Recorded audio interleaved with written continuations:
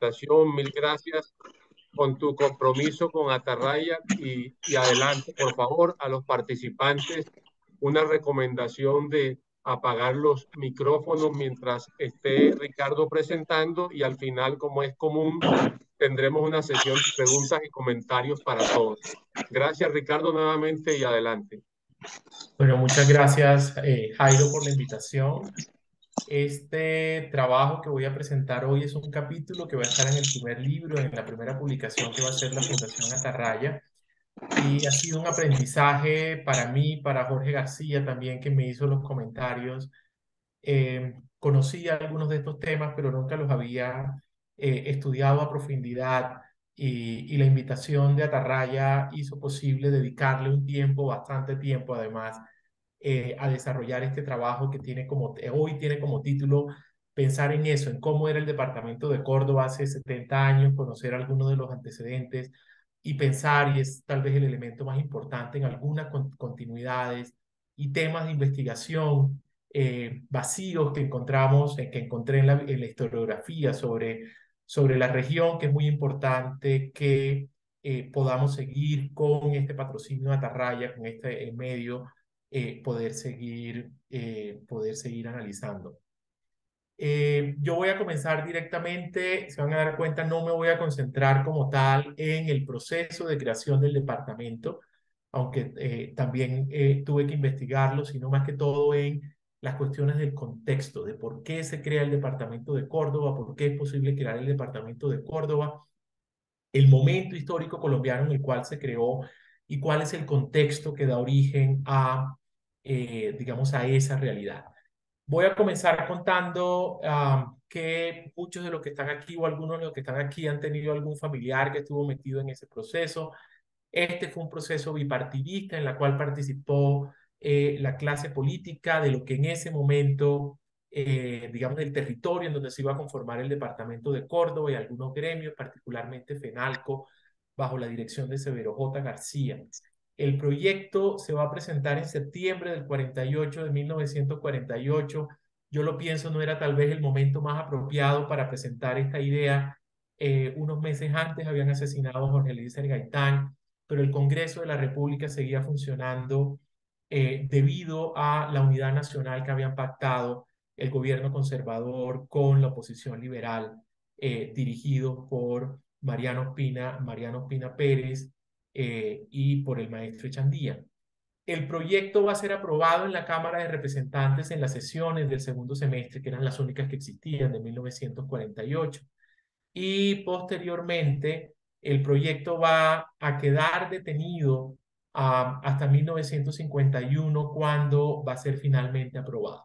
¿Por qué se van a tardar tanto en aprobarlo? No tiene mucho que ver con la oposición política al proyecto, sino con cuestiones de la política colombiana.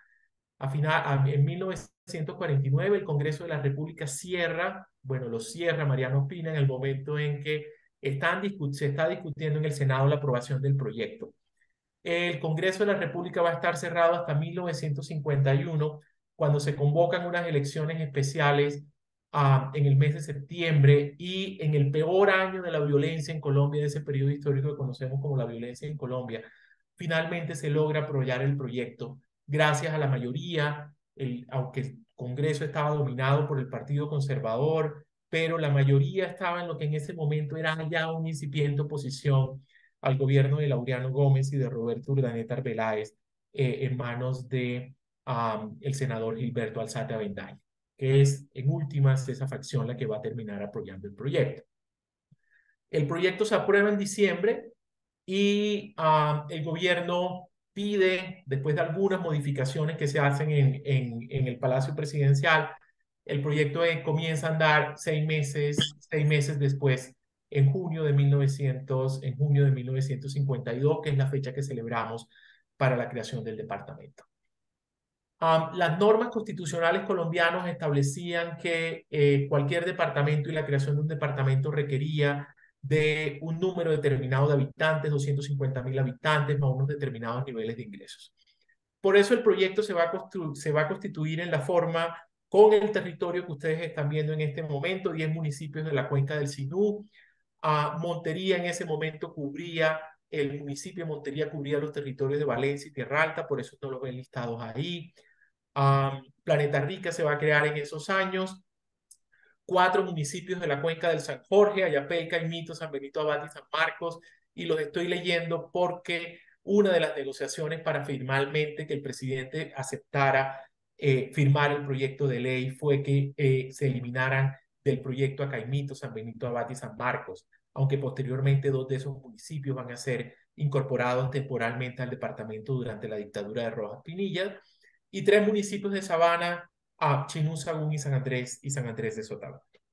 El territorio del departamento de Córdoba, y voy a volver a hacer la apreciación, he estado aprendiendo mucho sobre la región a partir de toda la bibliografía que se ha conectado, que se ha escrito, algunas más anecdóticas, otras un poco más académicas, pero lo que uno puede descubrir es que el territorio del departamento de Córdoba está conformado por 2 tipos de espacios, unos espacios que estaban ocupados del periodo colonial, que habían quedado relativamente abandonados hasta las 2, 3 décadas antes de la independencia, cuando la monarquía hispánica decide refundar y reorganizar los territorios de Sabanas y de las partes bajas del Valle del San Jorge y del Valle del Sino. Y unos territorios de ocupación reciente con frontera abierta. Esto significa todavía la frontera agraria no se había cerrado en el momento en que se crea el departamento de Córdoba. Desde mediados del siglo XIX y en particular a partir de 1880-1890, comienza a expandirse la frontera agrícola hacia el sur. El límite como tal en algún momento estuvo en Montería y están los trabajos de Luis Stifler que hizo esas travesías por el Sinú y por el San Jorge que ayudan a comprender cómo fue ese movimiento, algunos aspectos de ese movimiento hacia el sur.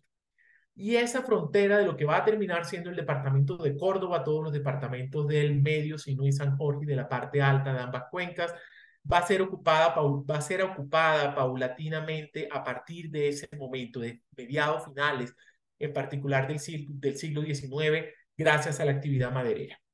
Y al igual que la parte occidental de la costa Caribe, la que está colindante con el departamento de Urabá. Sin embargo, desconocemos muchos de los detalles sobre su ritmo y sobre sus características.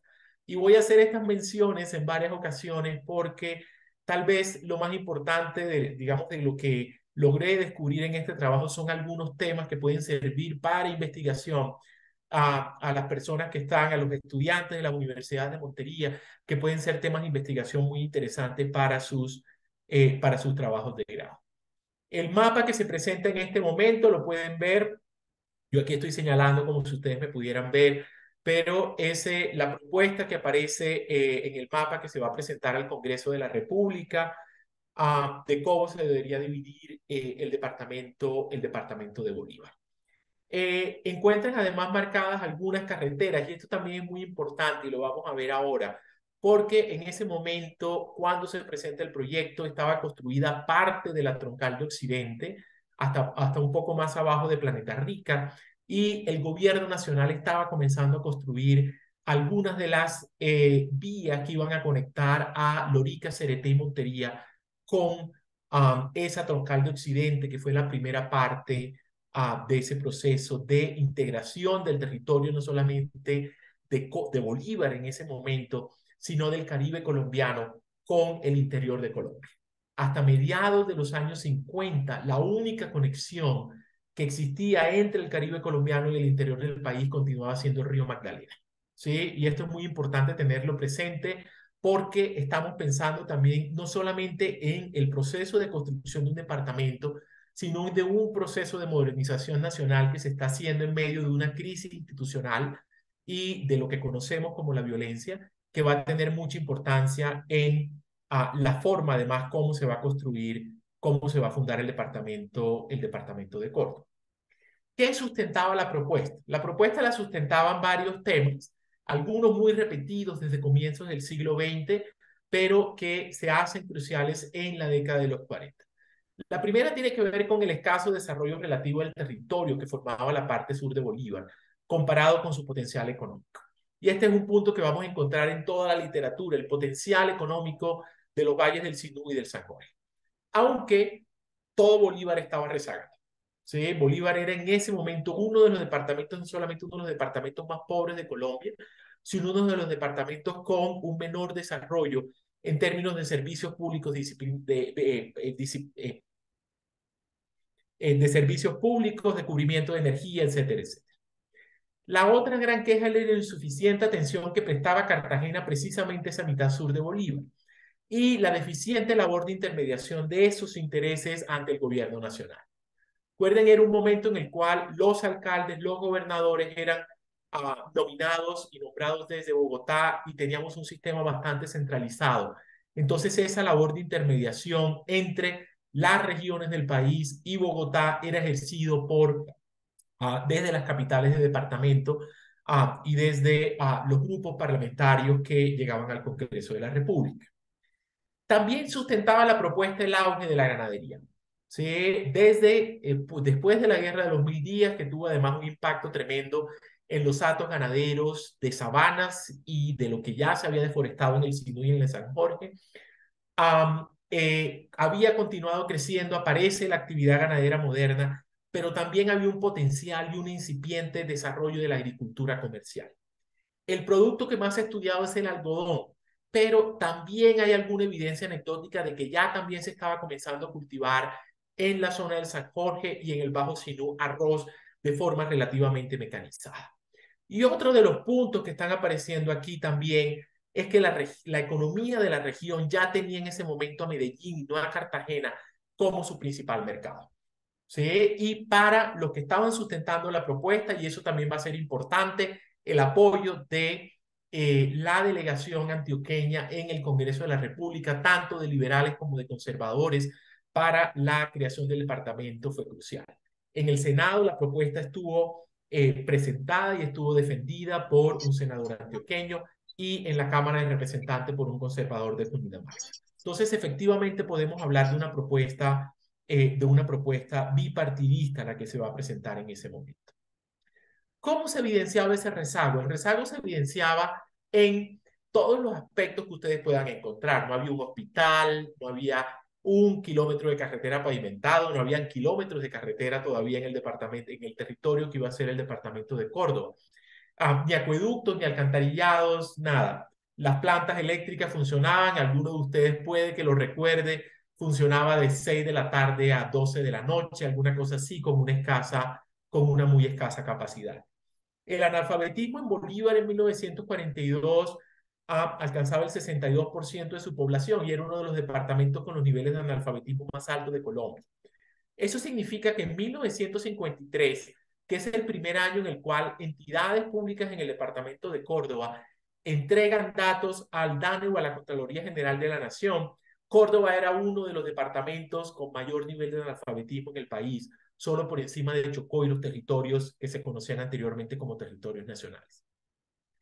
En una columna, Rafael Janssen estimaba, no sé con qué información, pero estimaba que el 80% de la población del nuevo departamento era analfabeta. Y adicionalmente, Córdoba no contaba con ninguna entidad de enseñanza secundaria oficial o de educación complementaria, nocturno, superior, que eran algunas de las categorías que se utilizaban en ese momento. Solamente había dos instituciones de secundaria, una femenina y una mixta, con 129 estudiantes matriculados, ¿sí? Una población muy, muy pequeña, y una escuela normal oficial de mujeres, con 62 personas matriculadas. Y adicionalmente no había ninguna institución de educación superior, no había todavía ninguna radio, una biblioteca, aunque el dato interesante que me pareció muy interesante, precisamente por recordar las historias de mi abuelo Luis, que iba mucho a cine, y de mis tíos, es que ya había cines en el departamento. 11 de los 15 municipios del departamento tenían salas de cine. Nuevamente, en cualquier tipo de indicador ustedes van a encontrar ese rezago, mucho más si los comparamos con Antioquia, con Caldas, que era uno de los departamentos más avanzados del país, y claramente con Cundinamarca. La economía de Córdoba, a pesar de su crecimiento, también era una economía bastante poco tecnificada, con bajos niveles de productividad. Severo J. García, en un folleto que publicó FENALCO en 1948, definía en particular al Valle del Sinú como un valle de pastoreo y rústicos agricultores. Esa economía, ¿sí?, nuevamente tenía un potencial de crecimiento económico condicionado por la explotación de sus recursos naturales. Durante la segunda mitad del siglo XIX y las primeras dos décadas del siglo XX por la actividad maderera, posteriormente por el crecimiento de la ganadería y, como ya lo había mencionado, a partir de la década de los 40 por el crecimiento del cultivo del algodón en las cercanías de Montería, y de Cereté. En Montería además me pareció interesante que comienzan a cultivar algodón en donde hoy en día es el barrio Pasatiempo. Una economía además con una gran diferenciación entre las grandes propiedades agrícolas y las pequeñas propiedades agrícolas. Era una economía basada en unas economías campesinas. Campesinos proveían los alimentos que se consumían en los centros urbanos y algunos excedentes que se enviaban a otras regiones de Bolívar, y esa ganadería extensiva tropical a ambas actividades con bajos niveles de tecnificación. En Montería, en Lorica, en Cereté se desarrollaban algunas actividades manufactureras relativamente artesanales y esa incipiente agricultura comercial, y no mucho más. ¿Por qué la ganadería? Esto no forma parte directamente del proceso de creación del departamento de Córdoba, pero es uno de los elementos que la va a sustentar.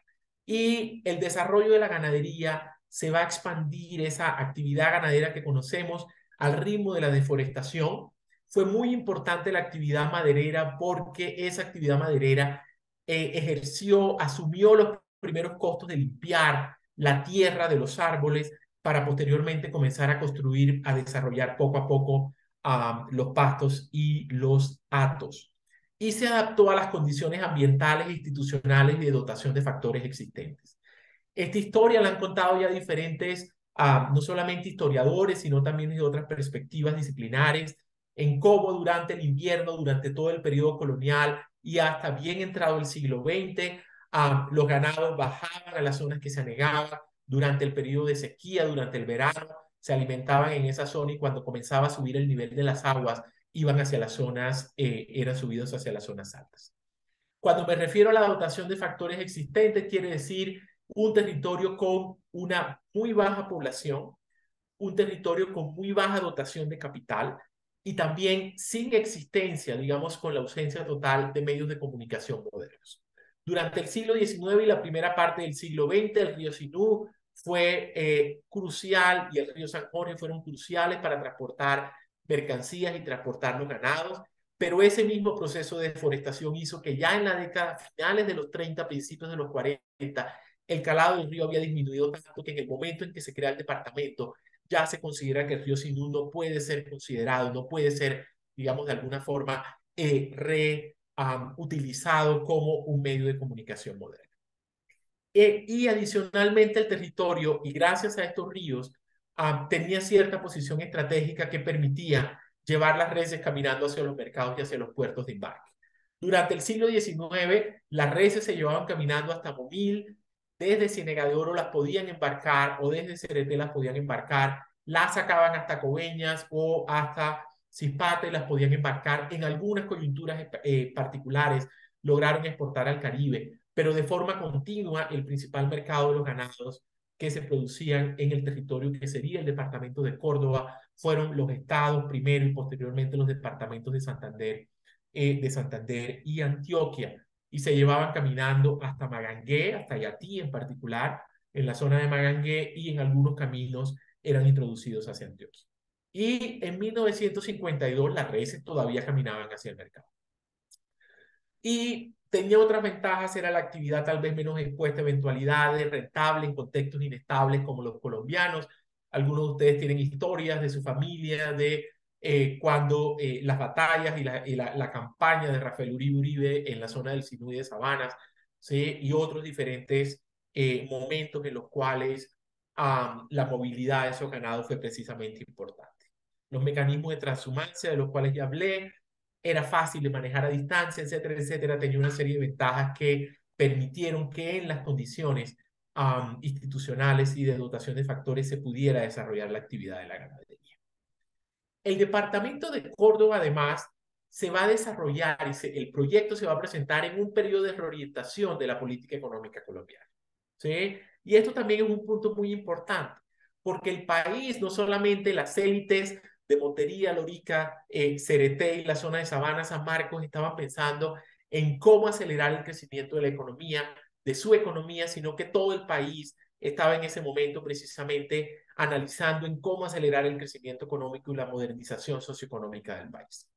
Y es en ese contexto en el cual se puede leer la propuesta de creación del departamento. Si ustedes leen, por ejemplo, el libro de Remberto Burgos, en donde cuenta todas las vicisitudes de ese proyecto y algunos otros trabajos que se crearon en ese momento, la expectativa de creación del departamento estaba inmersa en ese potencial que nos daban los recursos económicos, los recursos naturales de esa zona de Colombia, más el tipo de política económica que se estaba implementando en ese momento. Y esa política económica que se estaba implementando en ese momento, ¿sí?, pasaba por la promoción de la industrialización y el crecimiento del mercado interno. Sin embargo, en ese tipo de política económica que algunos han llamado de crecimiento hacia adentro y otros de industrialización dirigida por el Estado, las regiones con potencial agrícola, en particular los valles cálidos de Colombia, adquieren un rol subsidiario en la estrategia de crecimiento que se implementa en Colombia después de la Segunda Guerra Mundial. Y estas regiones van a tener un rol como proveedores de alimentos, buscando reducir el costo de vida para la creciente población urbana. Hay algunos momentos de alta inflación en los 40 y 50, como proveedores de materias primas, en particular algodón. Hacia mediados de la década de los 1940, la casi totalidad de la fibra de algodón que utilizaba la industria tanto de Barranquilla como de Medellín y de Bogotá, era importada, y eventualmente la posibilidad de generar excedentes. ¿Cuál es la propuesta como tal? Y si ustedes leen a Severo J. García y a las otras personas que escribieron en ese momento, están están planteando las mismas ideas, que es incentivar el uso eficiente de las tierras planas en función de su capacidad de uso, con el propósito de incorporar todas las extensas zonas de Colombia que algunos consideraban que eran casi incultas, otras que estaban en forma de hatos ganaderos, ocupadas en su mayor parte por esta actividad, reemplazando a la ganadería por la agricultura tecnificada. Y la propuesta no era acabar con la ganadería en el departamento de Córdoba, sino que la ganadería se concentrara en aquellas zonas en las cuales no era apta la agricultura, no era apta la agricultura tecnificada. Por eso, todas las propuestas que se van a desarrollar en las décadas de los 60 y 60 van a estar con 60 y 70 van a estar concentradas precisamente en la región alrededor de Montería y CRT, que era donde había mayor disponibilidad de agua y tierras fértiles que podían utilizarse en la agricultura.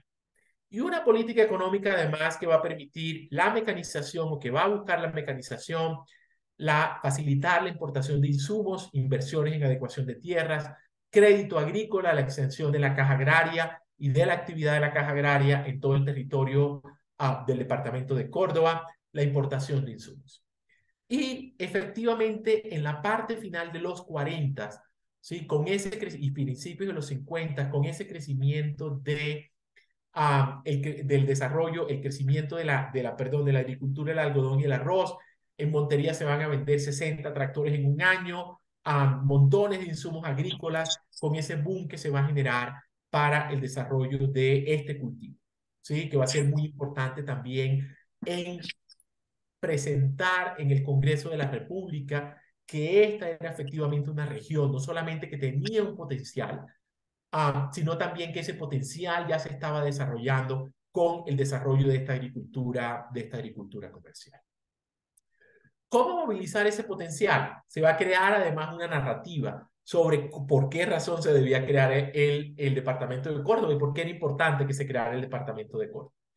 Principio, fomentar esa explotación técnica y eficiente de los ingentes recursos naturales de la región y de los escasos recursos humanos. Por eso presentaba las tablas del atraso en la educación y por qué razón la educación también adquiere un punto muy importante, aunque posteriormente las ejecuciones en educación van a ser bastante lentas en el caso del departamento. Y movilizar esos recursos implicaba eliminar ciertas restricciones sobre las cuales voy a hablar en un minuto. Entonces, se está pensando en que la autonomía era indispensable para que desde esa nueva entidad, el departamento, se pudieran manejar los recursos públicos que permitieran construir una institucionalidad y una capacidad estatal que respondiera a las necesidades de los habitantes del departamento y que promoviera su desarrollo económico. Pero al mismo tiempo pensando en políticas públicas nacionales y en una serie de incentivos, de cambiar la estructura de incentivos, que estos fueran apropiados para que los valles del Sinú y del San Jorge pudieran contribuir eficazmente al desarrollo nacional. ¿Sí? Y eso pasaba no solamente por desarrollar esos servicios públicos domiciliarios, solucionar problemas de higiene, que era el término que utilizaban en ese momento, y de educación, sino también de integrar de forma efectiva al departamento a los flujos de comercio nacionales. Y en eso el gobierno nacional va a invertir en esos años en continuar desarrollando la infraestructura y de integrar de infraestructura de transportes, la construcción de carreteras y de integrar al departamento no solamente con la parte, digamos, con Cartagena y Barranquilla, sino también con Medellín, ¿sí? Que fue parte de, digamos, de esa estrategia de construcción de carreteras. Sin embargo, eso va a ser un proceso bastante lento. Inicialmente construyen las carreteras, ninguna estaba pavimentada, y ese proceso va a continuar durante las décadas de los 60, durante las décadas de los 60 y de los 70.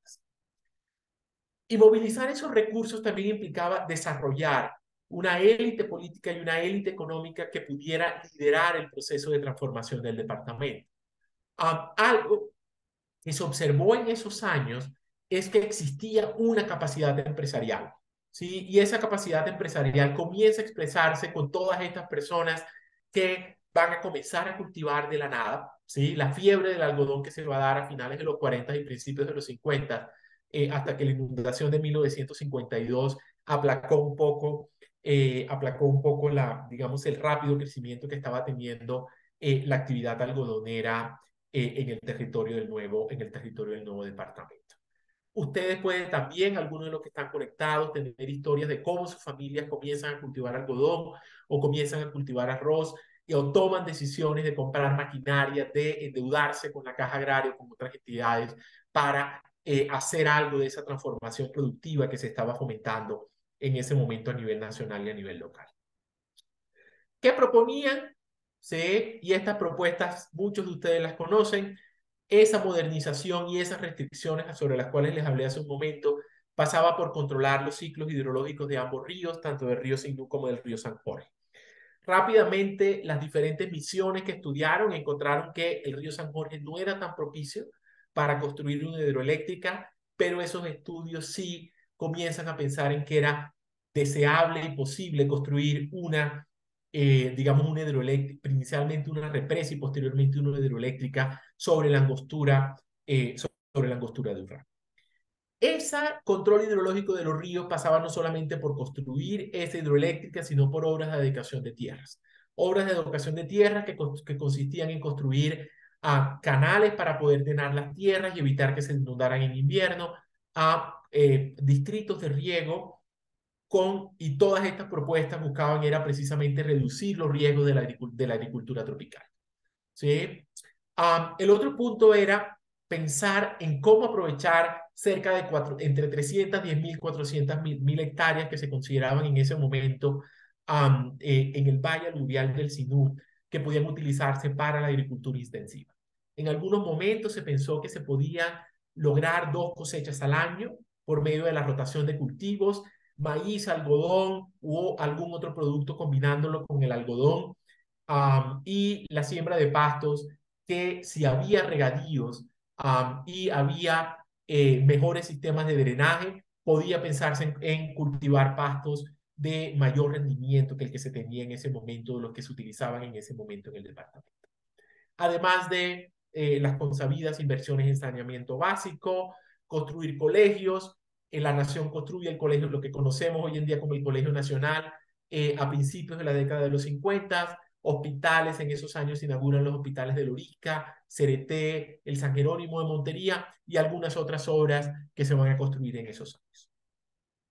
Esa propuesta además partía de una serie de estudios. Aquí nuevamente vuelvo a la política nacional.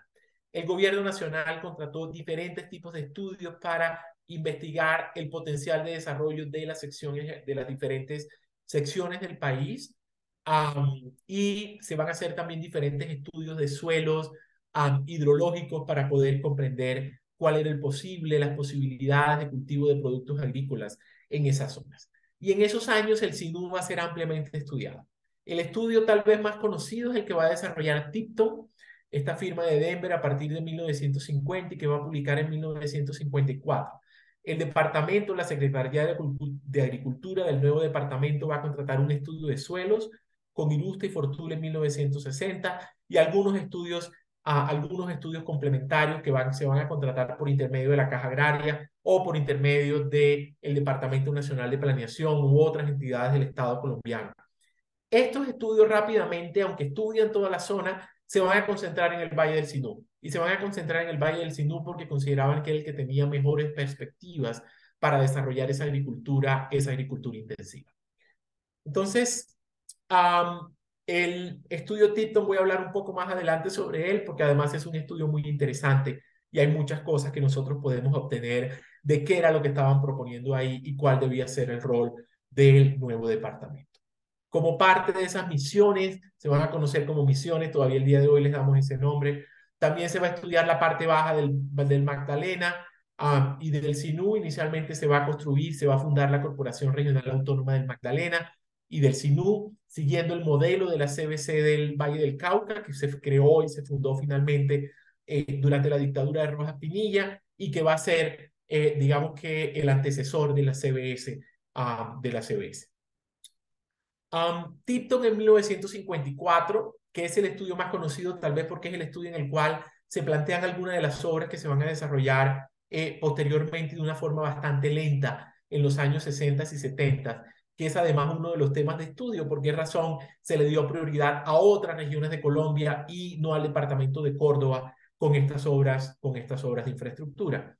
En esto se está pensando en, digamos, la propuesta de Tipton es comenzar irrigando 40.000 hectáreas de tierra en la margen derecha del río, algunas al sur de la quebrada de Betancí, pero la mayoría entre Montería y Cereté, y es lo que va a dar origen a los distritos de río que se van a construir en esa zona. Y una serie de obras para el control y regularización del río. Inicialmente se pensaba que las obras se podían hacer por plazos, se podían hacer por etapas. Por lo tanto, inicialmente se pensaba en construir una presa muy pequeña en Urrá para evitar, en la costura de Urrá para evitar inundaciones catastróficas en el departamento, como las que ocurrieron a principios de la década de los 50. Y posteriormente se podía pensar en construir una presa más grande y finalmente construir la hidroeléctrica. ¿Sí? Y esa, no solamente el embalse de Urrá, sino también las ciénegas de Betancí y la ciénega grande del Bajo Sinú, la ciénega del Bajo Sinú, ese sistema, iban a servir como reservorios de agua para poder llevar a cabo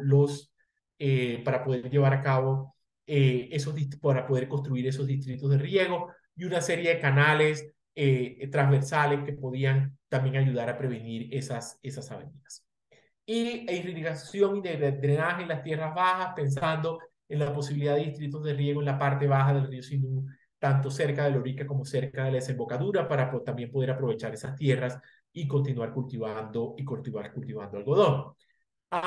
Tipton 1954 estimaba que eventualmente cuando todas esas obras estuvieran listas, se podía tener un valle con una capacidad de drenar y de irrigar cerca de 310.000 hectáreas en las zonas más fértiles del Valle del Sinú.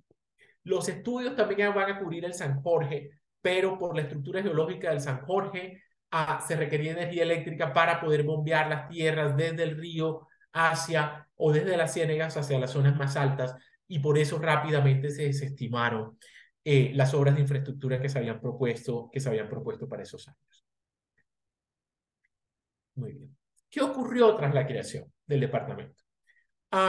Y esto es muy importante también, conocemos muy poco sobre esos años y nuevamente lo estoy mencionando por si alguien tiene ideas o tiene interés de desarrollar algún tipo de proyecto de investigación, no solamente de historia económica y social del departamento, sino también de historia ambiental sobre lo que ocurrió durante esos años. La economía del departamento de Córdoba creció rápidamente entre finales de los 40 y mediados de la década de los 70. Durante cerca de 25 años, el PIB per cápita del departamento y diferentes mediciones hubo algo de convergencia con el PIB per cápita nacional, con el promedio nacional y con lo que estaba ocurriendo en otras zonas del país. Sin embargo, ese crecimiento económico no se basó completamente en el crecimiento de la actividad agropecuaria, nuevamente lo repito, algodón, arroz, algo de maíz y la ganadería, y no se va a diversificar esa estructura productiva. El mayor cambio en la estructura productiva del departamento va a ocurrir en la década de los 80 cuando cae la agricultura y comienza a crecer la actividad minera. Algunas inversiones públicas, se culmina de construir la troncal de Occidente, finalmente el tramo entre Caucasia y Tarazá lo van a culminar a mediados de la década de los 40, a mediados de la década de los finales de la década de los 50, aunque todavía sin estar pavimentado, y se construyen los tramos que conectaban a Cereté, Lorica y Montería. Posteriormente se va a construir la carretera desde la apartada del 15 a Tierra Alta y algunos otros tramos de carreteras que va a construir ya el gobierno del departamento. Y durante los 60, algunas obras de infraestructura escalonadas, inicialmente relacionadas con los proyectos de reforma agraria que se van a implementar a partir de 1961 en el gobierno de Alberto Lleras Camargo, y posteriormente con la forma como se reanima el proyecto de reforma agraria con el gobierno de Carlos Lleras, del gobierno de Carlos Lleras Restrepo. Y hay avances mediocres en otras áreas. Nuevamente no hay mucha información, y es por eso importante que continuemos trabajando en este tipo de investigaciones para saber qué tan rápido, qué tan lentamente y cómo fue ese proceso de ampliación de la cobertura en educación primaria, inicialmente, posteriormente en educación secundaria. Pero muchos de ustedes, el caso, por ejemplo, de Jorge García, que para poder estudió casi todo el tiempo por fuera de Montería porque no había colegios de secundaria todavía en ese momento. Rafael Yances, que he utilizado algunos de sus trabajos, al igual que los de Severo J. García, para poder comprender qué era lo que estaba ocurriendo en el departamento. Señalaba que a principios de 1961 la totalidad de los municipios carecían de agua potable. Ya existían algunos acueductos, pero no distribuían agua potable. De alcantarillado, ¿sí? Los niveles de analfabetismo no se habían reducido y lo que él mencionaba que decrecía la indispensable asociación entre dirigentes y dirigidos. Algo de decepción por lo que había ocurrido con el departamento, con la actividad que estaba desarrollando el departamento, pero todavía había una gran expectativa con las obras de infraestructura alrededor de Urrá y de los distritos de riego que podía significar mayor crecimiento económico, y la economía en términos generales estaba yendo bien. Y también una alta persistencia más bien de altas tasas de pobreza y desigualdad social. Adicionalmente, en los años posteriores a la creación del departamento, comienza a ampliarse el conflicto en el territorio de Córdoba. Inicialmente en la zona del Alto Sinú y San Jorge, las guerrillas que durante el periodo de la violencia existieron en esa parte de ese territorio, solamente se van a desmovilizar en 1959, ya después de restaurada la democracia en el gobierno de Alberto Lleras Camargo. Sin embargo, la inestabilidad en el departamento va a continuar porque alrededor de 1962-1963 se va a crear el ELN y se va a implementar en diferentes zonas de Colombia, pero la que va a surgir y la que se va a consolidar es la que estaba en la parte alta del Sinú. Y ese conflicto solamente va a crecer, va a continuar creciendo durante los años 60, lo que quedaba de los 60 y la década de los 70. Y bueno, la historia la conocemos, a finales de los 70 también entra la FARC en el territorio de Córdoba y vamos a tener esas décadas tan violentas de los 80 y 90. Yo no voy a entrar en eso, hay unos trabajos fantásticos que analizan cómo fue esa expansión de la violencia, en el departamento de Córdoba. Y decidí no hacer esto tan largo, aunque ya llevo hablando casi 40 minutos, para poder tener un tiempo de poder dialogar con ustedes y poder recibir preguntas y las inquietudes que tengan también. Pero aquí hay algunas preguntas y temas de investigación que han surgido. Por ejemplo, ¿qué factores contribuyeron al estancamiento, incluso retroceso, en los indicadores económicos del departamento? En algún momento de la década de los 1970, esa curva ascendente en las tasas de crecimiento regionales, de la economía regionales, se van a revertir. ¿Sí? Y mucho de lo que se había ganado en esos años se va a perder a finales de los 70 y durante la década de los 80. ¿Sí? Algunos temas relacionados con esto también tienen que ver con la historia del cultivo del algodón en Colombia, con la violencia, también con el conflicto, el impacto que tiene el conflicto en Córdoba desde finales, de forma ampliada desde finales de los 70 y durante los 80. Uno no hace inversiones en tierra si tiene la posibilidad de que lo invadan, lo expropien, etcétera, etcétera. En fin. Y preguntas también que tienen que ver con la evolución de la ganadería, un tema que me ha parecido importante porque muchos de las, digamos, aunque es evidencia anecdótica, pero habla mucho sobre el rol tan positivo que cumplió en los 50, 60 y 70 el Fondo Ganadero de Córdoba, y allá hay temas de investigación también, y el rol que cumplieron los gremios, porque inicialmente tanto el cultivo del algodón como del arroz estuvo potenciado por cada uno de los gremios, que eran los que inicialmente se encargaron de hacer la difusión de las técnicas y de los insumos y de proveer insumos y maquinaria, o al menos de venderlo para poder desarrollar estos cultivos. Pero también necesitamos evaluar el desempeño institucional de los gobiernos departamental y municipal o el impacto que tuvieron las inversiones nacionales en el departamento. Estos son trabajos que pueden ayudar también a comprender, a saber qué tan grande o qué tan pocas fueron las inversiones públicas en el departamento, no solamente en términos de la capacidad institucional del departamento como tal, sino también la forma como se van haciendo esas inversiones, las inversiones nacionales, y comprender por qué razón todos los diferentes planes y las investigaciones y los planes de desarrollo que se pensaron no se terminaron implementando de forma tan rápida. Al mismo tiempo, y esto es algo que Jorge García ha investigado en algunas cosas, las políticas públicas, por ejemplo, con el algodón, que inicialmente facilitaron y fomentaron el crecimiento de ese cultivo en el departamento, en la década de los 70 ya fueron un obstáculo para los algodoneros de la región, porque esa institucionalidad, por ejemplo, hacía que los algodoneros tenían que vender a un precio prefijado que habían determinado instituciones. No había un libre como tal comercio del algodón en el país, y en los periodos de alta inflación, por ejemplo, en la década de los 50 se prohibió la exportación de ganado y se prohibió la exportación de carne, con la idea de que eso podía ayudar a controlar el crecimiento de las tasas de inflación.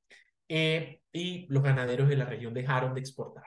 Entonces, hay muchas preguntas que todavía están pendientes para intentar comprender o para poder comprender qué era lo que había ocurrido en esos años.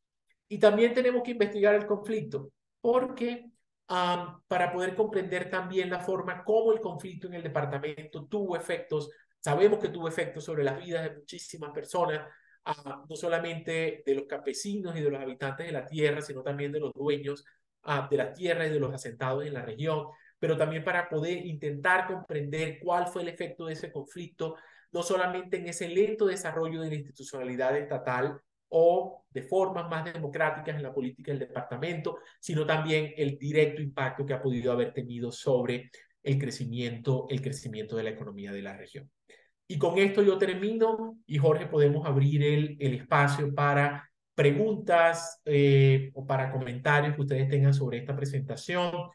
Yo también tengo algunas otras, digamos, si alguien tiene más información, también lo podemos ver. Y también sabemos, digamos, este trabajo va a estar publicado en el libro que ya está en proceso de edición, donde hay una, digamos, una explicación un poco más amplia sobre ese proceso de construcción del departamento. No sé si quieres comenzar, Rogelio, con alguna pregunta y después Daniel, adelante. Sí, buenas tardes. Gracias por la presentación, Ricardo. Muy excelente. Pero yo quiero mencionar aquí es una hipótesis que de atrevido, porque esto le corresponde más a Jairo Burgos que a mí. Y es cuando ustedes saben que pues la creación del departamento de Córdoba, el gran impulsor fue Remberto Burgos. Pero Remberto Burgos provenía de una familia, del general Burgos, que él intentó a principios del siglo XX la industrialización de una región muy grande de Córdoba, alrededor del ingenio Verástegui. Pero ese intento, pues, se perdió. Y al llegar ya a la creación del departamento de Córdoba, pues el ingenio ya no existía, ¿no? Pero qué tal que se hubiera progresado ese ingenio Verástegui y hubiera sido una gran muestra de industrialización de Córdoba. De pronto las mentes de los cordobeses estuviéramos más en ese sentido orientados hacia la industrialización que hacia la producción de ganadería y la agricultura. O sea, transformarle esa materia prima. Por ejemplo, como el maíz para producir concentrados, como el algodón para producir tela, como la fruta para generar compotas, etcétera, con la leche, bueno, ya sí, aquí sí tenemos un gran ejemplo de una empresa que, pues, que por lo menos no vende la leche como colanta acá concentrados. Eh, Esa mentalidad de industrialización se perdió y hasta ahora todavía no la tenemos. En la creación del departamento de Córdoba, ya el ingenio pues ya no nos daba el ejemplo, ¿no? Pero seguimos así, produciendo materia prima sin industrializar. El ejemplo de Antioquia, pues simplemente servimos y le mandábamos ganado a Antioquia, ahora exportamos pues hacia el exterior y todas esas cosas, pero tenemos que ir pensando en algo mucho más grande. Esa es la hipótesis que yo tengo, ¿no? Que el ingenio Verástegui, si hubiera continuado, pues Córdoba estuviera más industrializado. Muchas Y, gracias. y digamos Y que ese después es uno de los Jairo puede. temas, ese es uno de los temas, Rogelio, que aparecen en la, digamos, digamos, en los diferentes planes y en todas las discusiones que se dieron en los 50 y 60 sobre cómo acelerar el crecimiento del departamento. Efectivamente, cuando ya se crea el departamento, el ingenio ya está básicamente en quiebra. Pero también hay que pensar que en ese momento las condiciones, digamos, las condiciones, la estructura de incentivos en el departamento y las condiciones que existían en ese momento no eran tan apropiadas, no eran apropiadas todavía para desarrollar algún tipo de actividades industriales. Pero, digamos, y pensando un poco más en el contexto colombiano, es que no solamente lo era en el departamento, sino que las políticas nacionales tampoco favorecían que en un departamento como Córdoba se pudieran desarrollar ese tipo de actividades. Y entonces, por eso ponía yo el tema de investigación que está pendiente del impacto de las políticas económicas nacionales para saber cómo pudieron haber impactado negativamente lo que estaba ocurriendo en el departamento. En la década de los 50, por ejemplo, de los 60, algo de carne se exportó por medio del aeropuerto de Planeta Rica y hubo el proyecto de construir el primer matadero tecnificado en la zona de Planeta Rica que terminó no fructificando, pero efectivamente es un periodo en el cual hay una gran cantidad de propuestas y parte, yo creo que adelantándome a Jairo, parte de la propuesta de Atarraya es precisamente poder comprender esas condiciones en el departamento para generar este tipo de debates. Rogelio, tal vez agrego a lo que decía Ricardo que hay algunos elementos interesantes de incluir en ese análisis.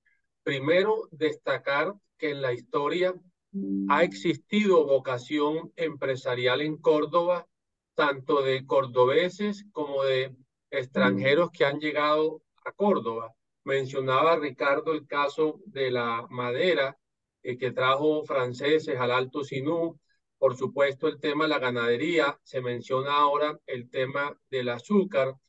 Córdoba también fue exportador de ganado, se mencionó, pero hay algo que llama la atención y nosotros lo hemos conversado y lo estamos estudiando en Atarraya, y es que además de las condiciones económicas internas y externas, en el caso de Verástegui, el ingenio fue duramente afectado por la crisis de los años 30 y también duramente afectado por algo que hoy llamaríamos gobierno corporativo al interior de las empresas. Pero quería también mencionar algo que nos llama muchísimo la atención y es el contraste que uno encuentra en Córdoba con la abundante riqueza de recursos naturales, pero con la deficiencia en temas de capital humano. Y sabemos también que los procesos de industrialización requieren inversión de capital, inversión en capital humano.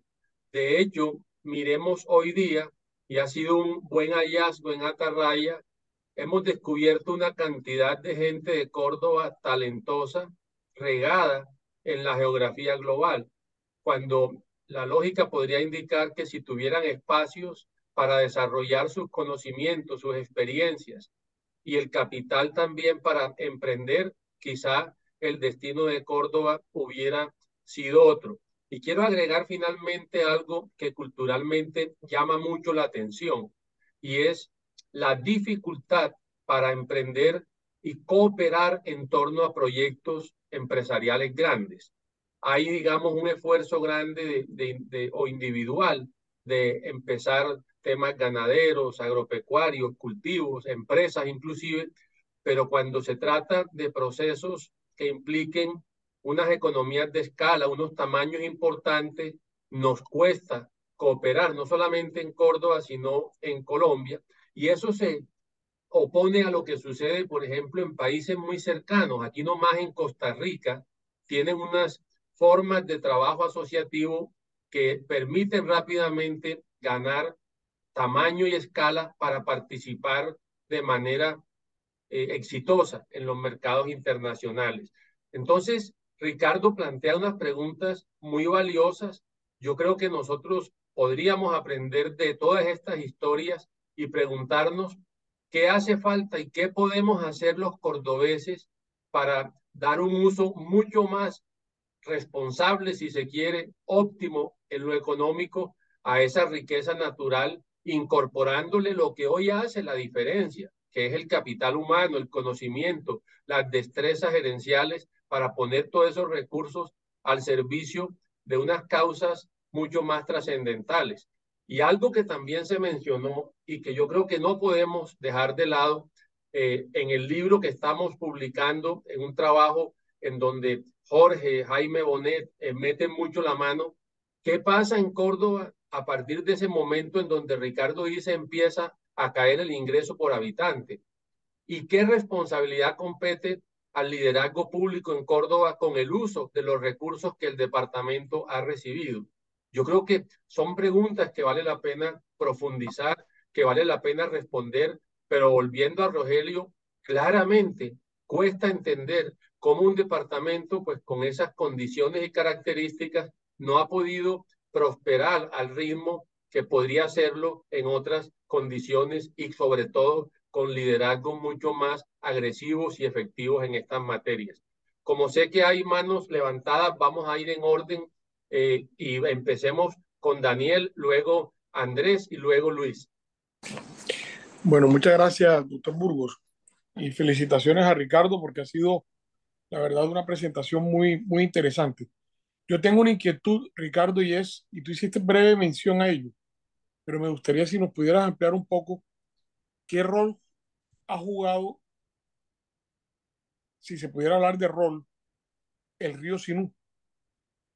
Entiéndase esa arteria fluvial que pasa por Montería, que cruza una gran parte del departamento.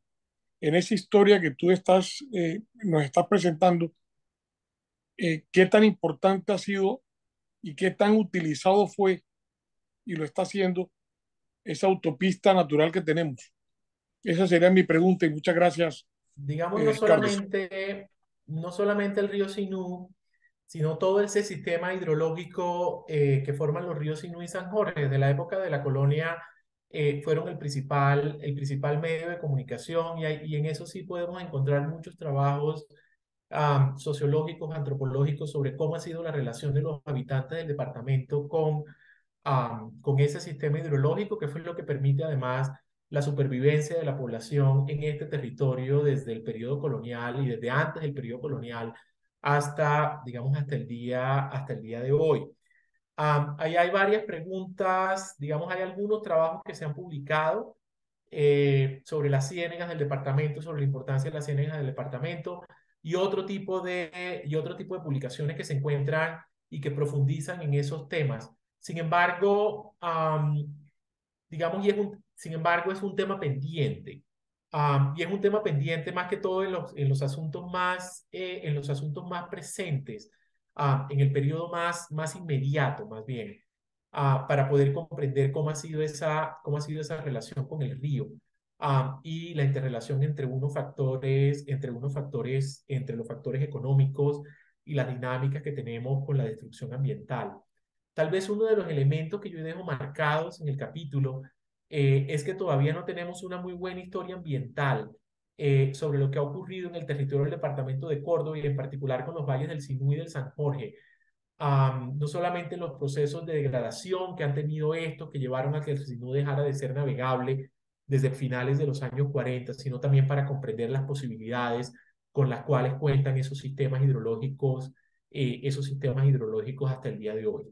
Pero efectivamente con las historias y las anécdotas que se encuentran en toda esa literatura, es que la posibilidad de entrar y salir del valle del Sinú era por medio de navegación. Tenemos muchas anécdotas sobre eso, hay algunos trabajos sobre accidentes que ocurrieron en el río, pero también leyendo la bibliografía del siglo XIX es la existencia de todos esos caños en que se podía navegar desde Montería, por Cereté, por las ciénegas que están al este de Montería, que se podía comunicar toda la región, no sé, el embarque de ganado en planchones. Los burgos en el siglo XIX tuvieron un planchón que desde Cereté y posteriormente de Movil salía el ganado sobre el Sinú. Entonces hay mucha información ahí anecdótica, pero también este es un tema no solamente en los elementos ambientales, sino la importancia del río que todavía tenemos que trabajar. Andrés. Hola, ¿cómo están? Estoy aquí en clase, pero pues Jay, y atendí a la conferencia. En lo Muy del bien. tema de... Muy bien. Muy buena en el tema de la historia ambiental, ahí hay unos puntos interesantes, porque siguiendo la línea que yo me tracé desde la madera, veo, por ejemplo, lo de la disminución del calado ya era noticia en 1911. No es algo que viene con el departamento, sino que ya viene dándose Anterior, después claro. es anterior y viene dándose desde avisos desde 1911. De hecho, hay una publicación que habla al respecto de esa época en El Porvenir. Lo otro es el tema del gran impacto que originó eso como parte de la historia ambiental, tiene que ver con el cambio del curso del río. El río cambia de curso, no desemboca, deja de desembocar en la bahía estuaril de Cispata o Cispatá y entra y rompe por lo que hoy se conoce como Boca de Tinajones, que hacía parte pues de una de las bocas por las cuales desembocaba el río. Eso tiene un nombre, ahora mismo no me acuerdo, y genera un impacto de salinización y genera pues una serie de cambios estructurales, digámoslo así, a una zona en particular, que es la zona esa de San Bernardo hasta proximidades mismas del Lorica. Entonces vemos cómo el impacto ambiental va dándose y va aumentando sus picos. Yo no sé hasta qué punto, Ricardo, en relación con la minería, el aspecto, lo que tiene que ver con la cuenca del Sinú, pero sí con la cuenca del San Jorge. Esa sería, digamos, una inquietud, si tú tienes alguna, digámoslo así, un mapeo sobre eso del impacto minero pues, que se está dando pues, en la zona de la cuenca del San Jorge. Como a manera de comentario, no también como de pregunta, ya última, es el tema que decía Jairo. La diferencia no tanto es el tema gerencial. Yo creo que el tema gerencial está presente, ha estado presente a lo largo de los últimos 40 años, pero el tema es los nuevos propósitos de sostenibilidad. Yo creo que una ganadería de por sí no se puede criticar, la ganadería per se, como lo están haciendo ahí, enarbolando cuestiones de exportación, cuando nosotros ahora mismo pues tenemos ventanas de exportación a partir de la ganadería, y que la ganadería hace parte de un engranaje económico, de un engranaje que no es únicamente la venta a la vaca, sino que también genera una serie de cosas que van a producto final. Entonces yo creo que sería bueno también pensar en cómo la sostenibilidad de la ganadería con los nuevos elementos estos de sostenibilidad puedan mejorar, digamos, las condiciones o los índices en el departamento. Eso es. Gracias. Bien, Bien, gracias. Listo. Gracias, Andrés, por los comentarios. No tengo información no tengo información sobre el San Jorge, ni lo que ha ocurrido, con el SINU recientemente. Para este trabajo, en algún momento intenté buscar información sobre, por ejemplo, si todavía persisten algunos, digamos, pedazos de selva en la parte alta del Sinú o en las cuencas altas del San Jorge. No pude encontrar mucha información, pero tampoco pude encontrar mucha información precisamente sobre esos cambios del calado y cuándo dejó de ser navegable. Lo único que tengo es una evidencia anecdótica y la última que tengo es de la década de los 1950. Entonces no es mucho lo que no es mucho lo que pueda aportar ahí. Sin embargo, sí creo que ese es uno de los grandes temas que digamos que debemos tener sobre la mesa y en la agenda de investigación en el departamento, usando lo que están en las universidades de allá, que puede haber muchos temas de investigación interesantes para los estudiantes de pregrado y de posgrado en términos ambientales. Algo que me pareció curioso, eso te lo puedo contar. En varias de las publicaciones de Severo J. García, él está preocupado por la sostenibilidad. Y es el único de los documentos que leí para esos años en que parece preocuparle. Le preocupaba la desaparición de las selvas por el impacto que podía tener en el Sinú, pero también le preocupaba, digamos, él se imaginaba que el departamento podía organizarse precisamente esos territorios selváticos para que la explotación de para que la explotación de las maderas fuera sostenible hacia el futuro. Le preocupaban a muchos de ellos también, por ejemplo, esa costumbre suceder de quemar en el verano para volver a cultivar durante la temporada de lluvias. Entonces había cuando ellos hablaban de conductas antieconómicas, se estaban refiriendo precisamente a eso. ¿Sí? Y hay alguna evidencia en ese momento de que ya había preocupación por las transformaciones que estaban ocurriendo y que habían ocurrido en el departamento. Luis.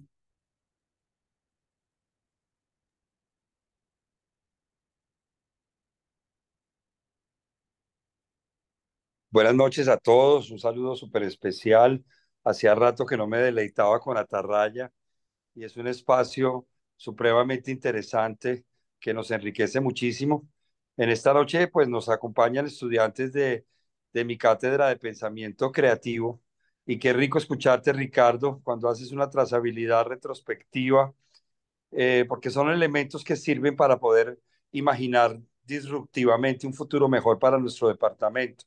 Yo creo que esos elementos históricos son variables supremamente valiosas para temas de innovación y para temas de imaginarnos escenarios donde Córdoba recupere esos pequeños lapsos de tiempo, Ricardo, que tú has mencionado y que hicieron de este departamento una tierra muy grande, muy importante para la economía del país.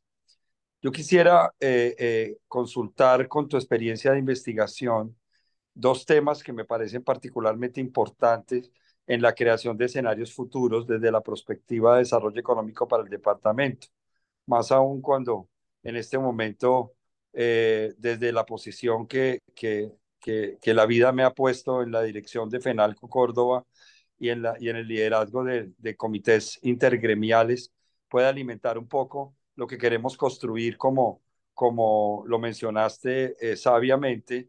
Los gremios cumplen en la historia un papel muy importante y la revitalización de los gremios es definitivamente una de las líneas que venimos trabajando para imaginarnos una perspectiva económica mejor para el departamento. Las dos inquietudes tienen relación con un tema que tocaste y con un tema que me gustaría saber si tienes dentro de toda la experiencia de investigación algún dato, y es la participación de estructuras comerciales mixtas, gobierno y sector privado, temas como el IDEMA y todo en general el tema de comercialización, porque mencionaba, no sé si Jorge o Jairo, mencionaban que nosotros habíamos perdido el espíritu industrial, cosa que es totalmente cierta, pero dentro de lo que nosotros analizamos desde la Federación en el Laboratorio Económico, encontramos que hay dificultades muy profundas en los temas no solo de tecnología, sino de comercialización. Entonces, me gustaría escuchar tu opinión sobre la relación de estas dos variables, la comercialización de nuestra economía y cómo la comercialización o la idea de una comercialización escalable, ya sea en terreno exportador o mercado interno, podría empujar el tema tecnológico del agro que tanta falta le hace al departamento. Muchas gracias por crear, a Jairo y a Jorge, muchas gracias por crear, veo también a Alberto aquí, estos espacios de conversación. Y me comprometo desde ya a ampliar el abanico de invitados al sector empresarial, sobre todo a esos nuevos emprendedores que están consolidando ideas de negocios alrededor de la economía del departamento. Entonces te dejo, Ricardo, para que nos sigas ilustrando y haciendo disfrutar este momento. Gracias, Luis. Yo primero comienzo es contando que me sorprendí muy gratamente de descubrir el rol que cumplió la seccional Córdoba de FENALCO en el proceso de creación del departamento. No solamente porque estaba dirigida por Severo J. García, quien logró además traer periodistas y fueron los que buscaban el apoyo que Avianca siguiera transportando la grasa de cerdo, que era tal vez el primer producto de exportación del departamento en los 50, que siguieran haciendo otras actividades, que trajeran las sucursales de los bancos. Entonces ahí los gremios fueron cruciales, y en particular FENALCO fue crucial en ese momento de la historia de Córdoba, y puede que después, pero generalmente no han escrito esa historia, o al menos no pude encontrar evidencia porque me siguió llamando la atención. No solamente FENALCO, sino también los algodoneros, Fedarroz, etcétera, etcétera.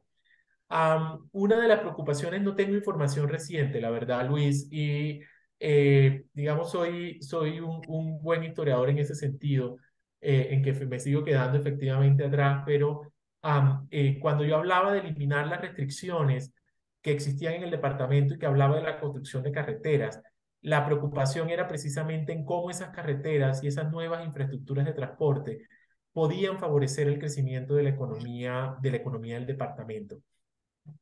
En ese momento, ya en la década de los 50, el Instituto Nacional Agropecuario crea, junto con el Instituto de Fomento Algodonero, el IFA, crearon las primeras bodegas, que son las que están al lado del Hospital San Jerónimo, lo que no sé cómo se llamaban antes, se me olvidó, que la gente la conocía, creo que como las bodegas del IDEMA, pero fueron ese primer intento para favorecer esa comercialización en el departamento, y era El IFA. precisamente el gran interés que ellos tenían, porque claramente comprendían la relación que había entre vías de comunicación y los incentivos que tenían los dueños de las tierras o los agricultores en el departamento para poder tecnificar y poder producir a gran escala.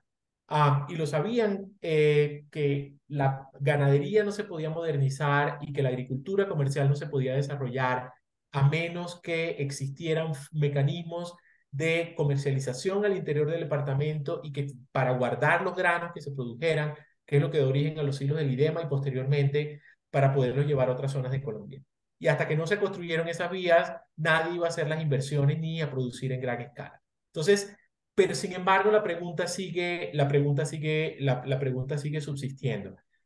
Y lo que yo he podido encontrar en la literatura es que mucho de ese trabajo fue de colaboración, de trabajo conjunto entre los gremios del sector público.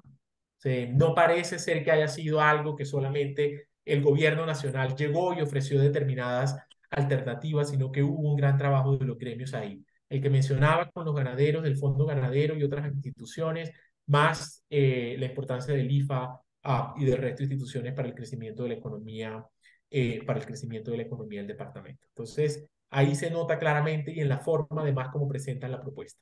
¿Sí? No fue solo político, fueron los gremios que estaban detrás consiguiendo además los recursos para poderlo hacer. Y hay algo también que uno observa y hay algo que también que uno observa en mucha de esa literatura, en lo que estaban escribiendo, y era pensar que los incentivos fueran los adecuados para poder fomentar la producción. ¿Sí?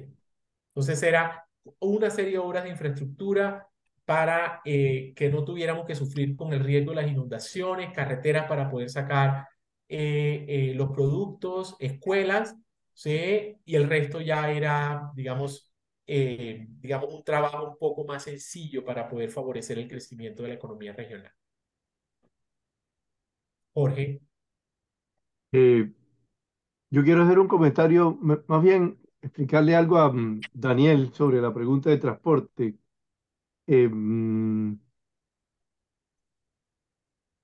y es con el ejemplo de mi papá. Mi papá tenía una compañía que se llamaba García Hermanos, eh, y tenía uno de los negocios que tenía era distribución de gasolina. Eh, traían, de lo que yo me acuerdo cuando cuando vivíamos en CNT, yo tendría 8 años, traían la gasolina en camiones, y en los camiones venían tamburrios, es decir, lo que llamábamos tamburrios, es decir, tanques de, digamos, de hierro donde se echaba la gasolina. Entonces un camión podía tener, digamos, 30, 40 tanques, y eso, cada tanque lo vaciaban dentro del tanque grande para luego utilizar esa gasolina para llenar los carros con los surtidores, ¿sí? Con el tiempo, mi papá comenzó compró un bote y unos planchones para traer la gasolina directamente desde Cartagena hasta Montería, y teníamos unos tanques de almacenamiento ahí en La Brígida, ahí cerquitica donde está el puente de la 40 en Montería. Por muchísimos años hizo eso y era un buen negocio traerla y venderla a Montería, pero ese negocio se dañó por la sedimentación que hubo al, digamos, en la salida ya en la desembocadura del río en el Mar Caribe. Entonces, esa parte afectó eh, el negocio. Por otro lado, también el transporte, por ejemplo, de gasol, los transportes, a pesar de que eran pésimos, eran menos malos que en el año 1948. Em, eh, Todavía en los años 60 era muy malo. Ir de CNT a Montería nos tomaba 2 horas en un jeep, digamos, una carretera totalmente destapada. Entonces, la parte de transporte yo creo que eran unos costos enormes que impedían que se desarrollara el departamento. Em, la otra cosa, por supuesto, y yo creo que las políticas económicas, dos políticas económicas, la política económica fundamental fue el cierre de la economía colombiana al comercio internacional, que también perjudicó al departamento, aun cuando a partir de los años 60 comenzó a abrirse la economía, y ahí hay el auge algodonero, donde muestra la gran capacidad empresarial que tenían los agricultores de la costa y de Colombia. Es decir, esa es la mejor demostración de que sí había capacidad empresarial. Y el otro punto, ya que no tiene que ver nada con lo de Daniel, digamos, pero es una agregación, bueno, tiene algo que ver con la nota que hace Daniel sobre el liderazgo. El- en los primeros años de la fundación del departamento, digamos, del 1952 como hasta 1965, si tú miras la lista de gobernadores, que esa la vamos a poner en el libro, la conseguimos recientemente en Wikipedia, precisamente. em, Casi todos los gobernadores, los primeros gobernadores, eran empresarios. Manuel Antonio Huelbos era un exitoso empresario agrícola y ganadero. Después, el gobernador fue Miguel García Sánchez, que era uno de los tipos más ricos del departamento y que fue durante 4 años gobernador en la época de Rojas Pinilla. Después Eusebio Cabrales, José Jiménez Altamiranda, después Remberto Burgos Puche, que además de ser político también eh, tenía cierta capacidad empresarial y estaba preocupado por la cuestión de los negocios. Yo creo que eso facilitó mucho la interacción entre el sector privado y el sector público. Pero luego, y eso se ve reflejado en la forma también como funcionó los departamentos. El aumento en los ingresos departamentales fue impresionante. El departamento salió con se volvió departamento heredando una deuda grande de Bolívar, que la tomaron ellos. Y durante esos años, el aumento de los ingresos departamentales fue algo así como el 20% anual en términos reales, después de inflación. Entonces había con qué hacer cosas, pero las necesidades eran tan grandes que por supuesto eso no alcanzaba para nada. Del 50, del 52 al 72 más o menos hubo un aumento sistemático en los ingresos del departamento. A partir del año 72-73, los ingresos del departamento en términos reales caen en forma impresionante. Y unos 12 años después eran el 50% de lo que eran en el año 73.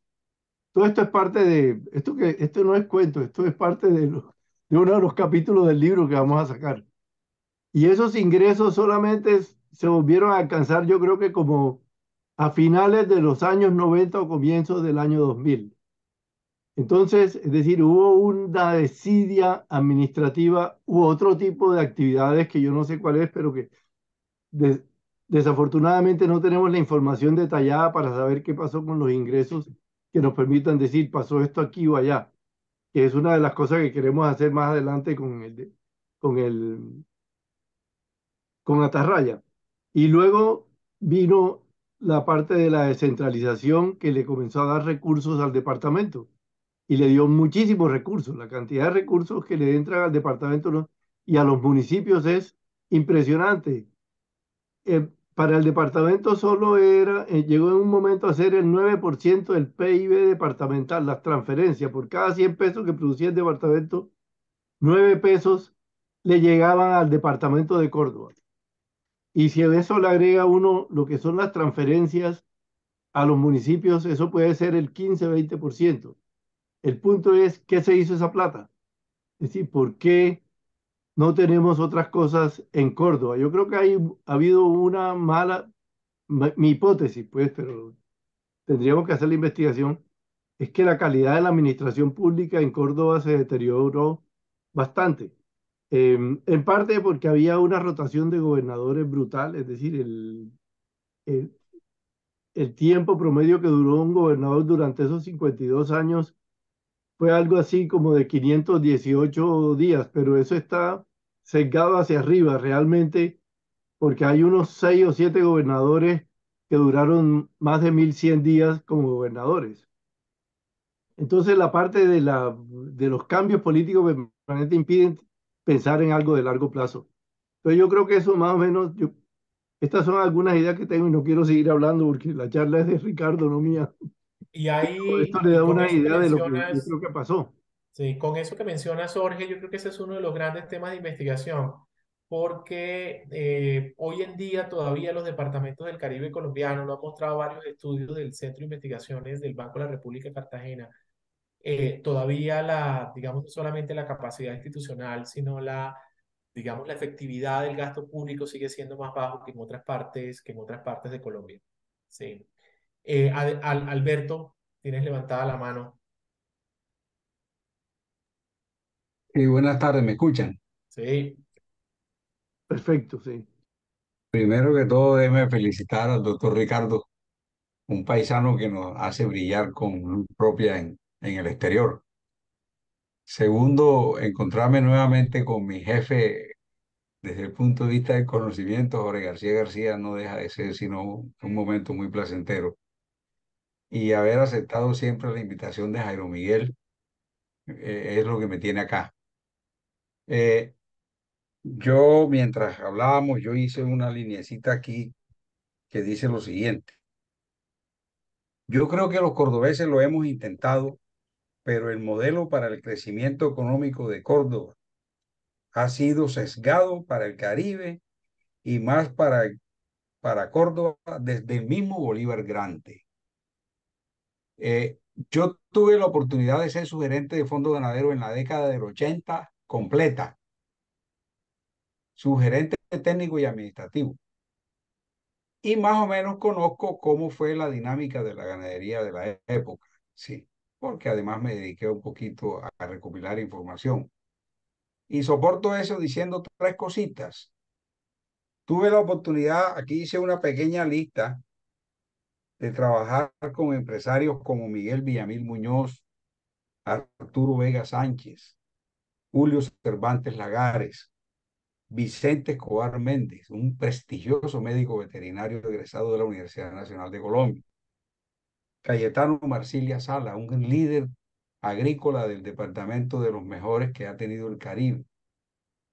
Jesús María López Gómez, Rosendo Garcés Cabrales, Elías Bellara Zainún, Rodrigo Bula Hoyos, Elías Milane Calume, Alfonso Espat, por detallar unos cuantos, y yo soy de los que aprendí mucho del modelo gerencial de ellos. Yo soy especialista en alta gerencia y lo puedo decir. Fueron muchas las cosas que aprendí de ellos. Lo que yo quiero significar es que lo hemos intentado. Córdoba ha intentado desde todos los medios de salir adelante con su desarrollo agroindustrial, partiendo de la vaca. Pero el modelo que se ha generado en Colombia nos ha atajado el desarrollo. Y el ejemplo más significativo que les puedo decir fue cuando yo vine a ser como sugerente del Fondo Ganadero, que se aprobó en la Junta Directiva del Fondo Ganadero de Córdoba, la creación de Carnes del Sinú. Carnes del Sinú era plasmar el sueño de los ganaderos de Córdoba desde el Fondo Ganadero de Córdoba, que entre otras cosas fue el segundo fondo ganadero más grande del país, dictándole cátedra a todos los demás fondos ganaderos de Colombia. Nos superaba el Fondo Ganadero de Antioquia solo en el número de cabezas de ganado, pero no en la calidad, ni en el manejo, ni en la destreza de los ganados para la época, porque seguían siendo mucho más apetecidos los ganados que se generaban en el Fondo Ganadero de Córdoba. Y me detengo un poquito en el tema de Carnes del Sinú. ¿Por qué? Porque el sueño del ganadero sinuano se vio plasmado en la creación de Carnes del Sinú. Pero ¿qué hicieron los que no estaban del lado de Córdoba? En Caucasia abrieron un matadero doblemente más grande que el de Carnes del Sinú. Y allá colocaron la tarifa del impuesto de degüello más bajo que el de Córdoba. Eso tuvo dos connotaciones. Una, que la zona más cebadora de la época, la región más cebadora de la época, era la región del San Jorge, porque había entrado el pasto braquiaria, que había adaptado perfectamente a esos humedales de la zona del San Jorge y tenía unos buenos ganancias de peso en ceba. Entonces, esas regiones del San Jorge se especializaron en producir carne y por eso nos abrieron una competencia en Caucasia con menor tasa de sacrificio de impuestos. Razón que yo me acuerdo en esa época, yo argumenté de que nosotros podíamos bajar a esa tasa, pero un matadero como el nuestro, más pequeño, no podía en un momento dado hacer ese esfuerzo. ¿Y por qué es significativo el tema de Carnes del Sinú?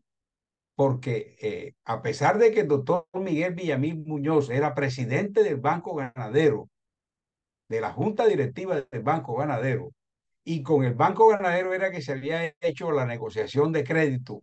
Yo fui luego gerente regional de la Caja Agraria y conozco un poquito la historia crediticia de Córdoba.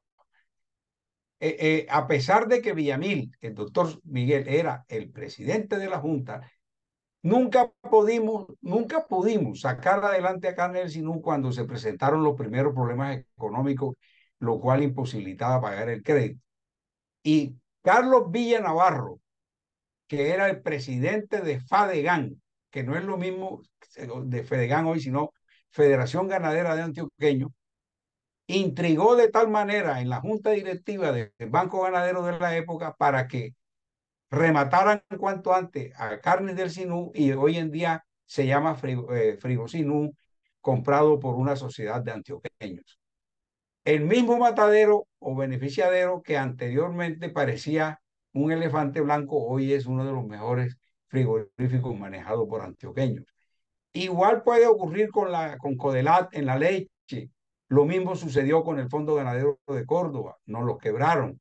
¿Por qué? Porque comenzaron a meter ganados en Ayapel, comenzaron a meter ganados en Monte Líbano, llegaron a Planeta Rica, llegaron a Pueblo Nuevo, invadieron a Tierra Alta y nos dejaron a nosotros los ganaderos pequeños para que nosotros atendiéramos el pequeño productor que era el que verdaderamente necesitaba la vaca para tomar café con leche. Pero las grandes utilidades se hacían con las compañías grandes que eran las que producían carne. Entonces, de verdad que Ricardo, a mí me parece sumamente interesante lo que acabas de exponer, porque abres una brecha en ese entender por qué somos así. Y cierro con esto. Alguna vez hablé con Jairo Miguel en un evento ferial acá en Montería y le comentaba la anécdota de la creación de la UPB. Cuando se abrió la UPB en Montería, el obispo de la época, sí, Monseñor Molina, si no estoy mal, retó a Monseñor Múnera, que era el rector general de la UPB en Medellín, porque ellos en el estudio de mercadeo querían abrir una regional de la UPB, era en Sincelejo, en Barranquilla o en Cartagena. Y entonces Monseñor Molina le dijo, mira, allá sí hay gente capacitada, allá sí hay profesionales para abrir una universidad. Y el señor Múnera de pronto, en un momento de retamiento hacia él, le dijo, si me traes 200 hojas de vida de sinuano con maestría y doctorado, te doy la posibilidad de que el estudio de mercadeo se haga en Córdoba. Le llevó 250 y cuando se las entregó le dijo, ¿y dónde están esos tipos? Que no se les nota. Y le respondió lacónicamente Monseñor Molina, tienen que emigrarse porque Córdoba está sitiado. Mientras las políticas en Córdoba no se hagan endógenamente, o sea, con una clase dirigente asociada, con una sola visión compartida, las políticas externas en Colombia no nos han favorecido para lograr ese desarrollo agroindustrial alrededor de la ganadería. Ese es un concepto que yo he venido manejando y hago lo mismo que el doctor Jorge. La conferencia la está dictando es el doctor Ricardo y yo ahí dejo la intervención. Muchas gracias por la atención. Gracias, Alberto, por la intervención. Antes de seguir con Andrés y con Jorge, me ha escrito por el chat Ángela que quiere hacer una intervención. Adelante, Ángela, por favor. Hola, muy buenas noches a todos y todas. Los saludo con cariño. Profesor Jairo, profesor Ricardo, felicitaciones por esa intervención aquí, los amantes de la historia y los amantes de Córdoba. Un saludo especial, don Alberto. Ahí lo veo muy juicioso. Creo que él no sabía que yo estaba por aquí. Quiero precisar también saludar a algunos estudiantes que veo conectados de la UPB, felicitar pues a la conferencia Atarraya por este espacio, bien para seguirnos alimentando de esa historia hermosa de nuestro departamento. Tener en cuenta esta historia del departamento para generar estos escenarios prospectivos. Por ahí escuchaba a Lucho con su intervención también y mirar esa planeación estratégica. Soñar es una gran labor, ¿cierto? Comienzo por resaltar ello. Las personas, las gentes y las comunidades y los cordobeses somos personas buenas, nobles y poder estudiar de forma organizada, con un método y con un carácter juicioso como lo hace el profe Ricardo, el profe Jairo aquí presente, pues es de resaltar.